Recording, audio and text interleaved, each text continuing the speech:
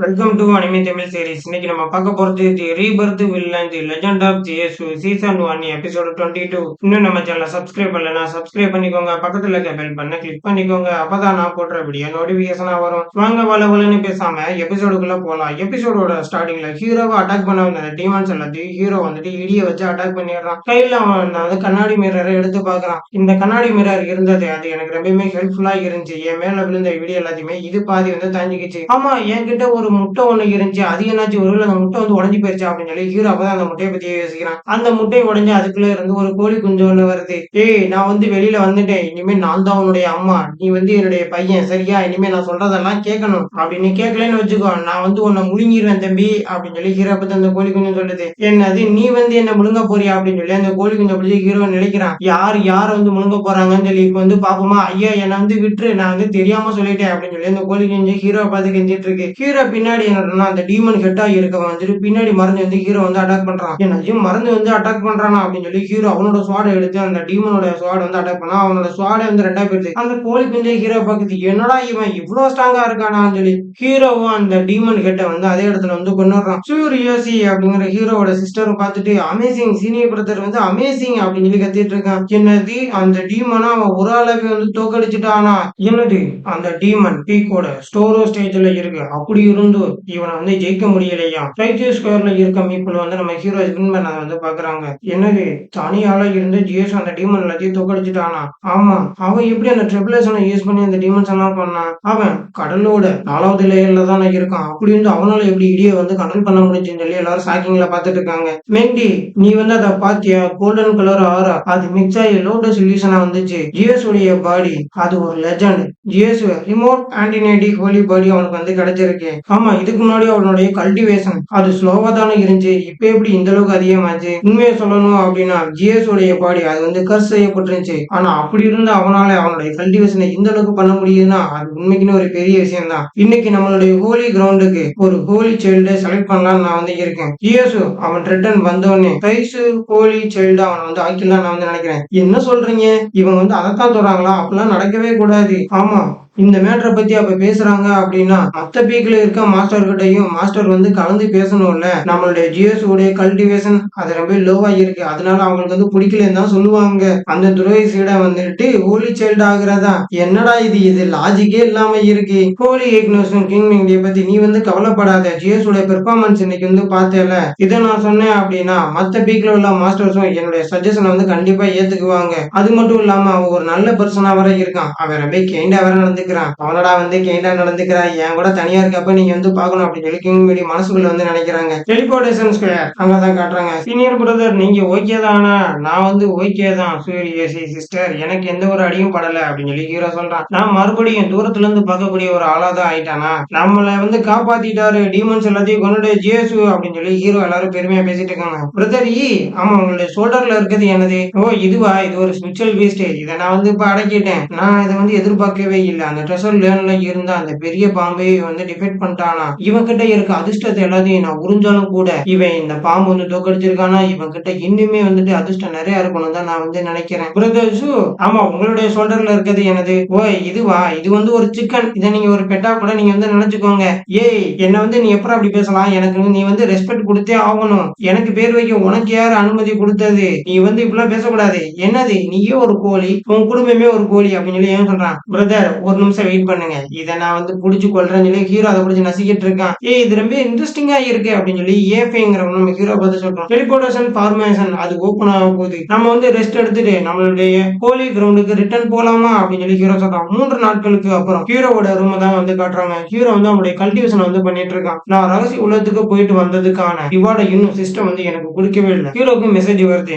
நீங்க ரகசிய உலகத்துக்கு போயிட்டு வந்ததுக்கான ஒரு ஸ்பெஷல் ரிவார்டு உங்களுக்கு வந்து கிடைக்குது. ரிமோட் ஆன்டிகேட்டிக் ஹோலி பாடி கல்டிவேஷன் லா, பாதுகாப்பு technique great, divine great. Description, நீங்க இந்த கல்டிவேஷனை வந்து கம்ப்ளீட் பண்ணி முடிச்சதுக்கு அப்புறம் ரிமோட் ஆன்டிகேட்டிக் ஹோலி பாடி அதோட கல்டிவேஷன் அது லோ ஸ்டைன் ஸ்டேஜுக்கு வந்து போயிடும். ஃபர்ஸ்ட் நீங்க வந்து இந்த கல்டிவேஷனை இப்போ வந்து யூஸ் பண்ண போறீங்களா? சிஸ்டம் டிடெக்ட் பண்ணுது ரிமோட் ஆன்டிகேட்டிக் ஹோலி பாடி இம்ப்ரூவ்மெண்ட் இப்போ நீங்க வந்து பண்ண போறீங்களா? இதை நீங்க வந்து கண்டினியூ பண்ணி பிரேக் த்ரூ பண்ண போறீங்களா? கண்டிப்பா நான் வந்து பிரேக் த்ரூ பண்ண போறேன். பிரேக்கிங் த்ரூ ஹோலி பாடி, அப்புறம் பிரேக்கிங் த்ரூ ரகசிய உலகம். இது ரொம்ப டிஃபரெண்டா இருக்கே, இதை நான் வந்து மறந்து மறந்தே போயிட்டேன். இப்பதான் அதுக்கான உணர்வு எனக்கு வந்து வருது. உடனே வந்து ஸ்டாப் பண்ணிரு. Cultivation stop. ஹோலி பாடியை இப்ப கல்டிவேஷன் நீங்க பண்ணனால உங்ககிட்ட இந்த 100 பிரேக் த்ரூ பாயிண்ட்ஸ் அது இப்ப யூஸ் பண்ணிருச்சு. சரி ஓகே, இது வரைக்கும் போச்சு, அதுவே போதும். அடுத்த முறை நான் ஹோலி பாடியை பிரேக் த்ரூ பண்றப்ப நான் நிறைய எலிக்சரை வந்துட்டு கலெக்ட் பண்ணி வச்சுக்கணும். அப்பதான் வந்து கரெக்டா இருக்கும். ஆமா, இப்ப இதுவும் ரெடி ஆயிடுச்சு போலயே அப்படின்னு சொல்லி இந்த ஸ்டோன் மிரரை ஹீரோ வந்து பாக்குறான். சிஸ்டம் இந்த ஸ்டோன் மிரரை எப்படி யூஸ் பண்ணணும் உங்களுக்கு வந்து தெரியுமா? ஹீரோ அதை பாக்குறப்ப ஹீரோக்கு மெசேஜ் வருது.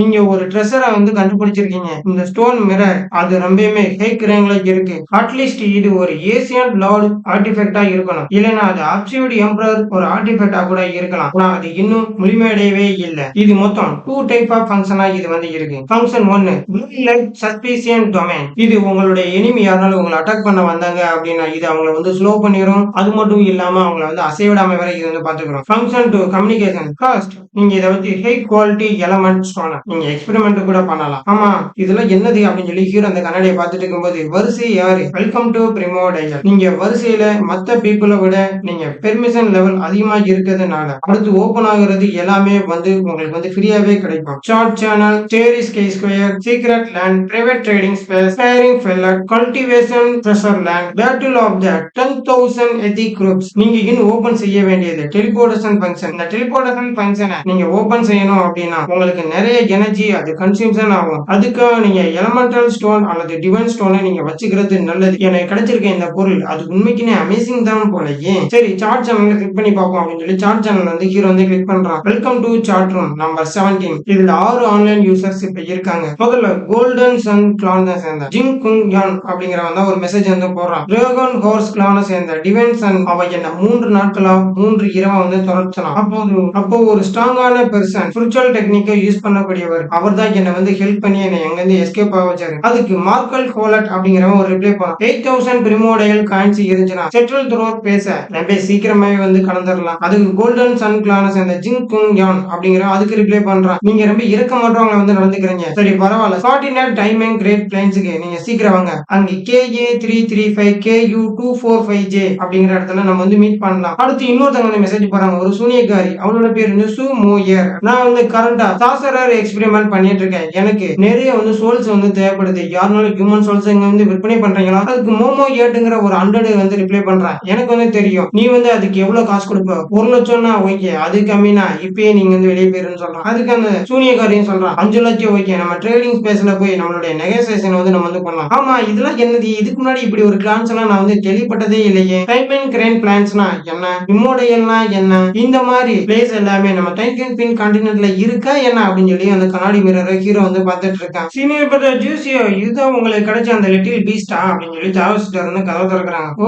தாவா சிஸ்டரா, சரி வாங்க நம்ம வந்து உட்காந்து பேசலாம். ஏய் இந்த சிக்கன் ரொம்ப கியூட்டா இருக்கு அப்படின்னு சொல்றாங்க. ஏய் பொண்ணு, எனக்கு முதல்ல வந்து ரெஸ்பெக்ட் கூட இல்லைன்னு வச்சுக்கோ, நான் உன்னை முழுசா வந்து சாப்பிட்டுருவேன். ஏய் இந்த குட்டிக்கான கோழி கொஞ்சி என்ன வந்து முழுசா சாப்பிட போகுது அப்படின்னு சொல்லி தாவா சிஸ்டர் வந்து சிரிக்கிறாங்க. ஏய் எனக்கு வந்துட்டு பழையபடி நானேன்னு வச்சுக்கோ, ஒன்னு அதுக்கப்புறம் நான் என்னோட ஸ்லேவா வந்து வச்சுக்குவேன். அப்புறம் இந்த ஜேசு இருக்கானே அவன் தான் என்னுடைய தோகையா வந்து இருப்பான். சீனியர் பிரதர், நீங்க வந்து இப்ப தனிமையில இருந்து வெளியே வந்துட்டீங்களா? உங்களுக்கு ஸ்பிரிச்சுவல் பெட் வந்து கிடைச்சிருக்குன்னு சொன்னாங்க. அதை பாக்குறதுக்காக தான் நான் இங்க வந்தேன். ஆனா நான் எக்ஸ்பெக்ட் பண்ணி பார்க்கவே இல்லை. அது ரொம்ப இன்ட்ரெஸ்டிங்கா வந்து இருக்கு. ஆமா, இந்த செகண்ட் ரேட் ஸ்பிரிச்சுவல் பெட் அது உங்களுக்கு வந்து எங்க கிடைச்சிச்சு?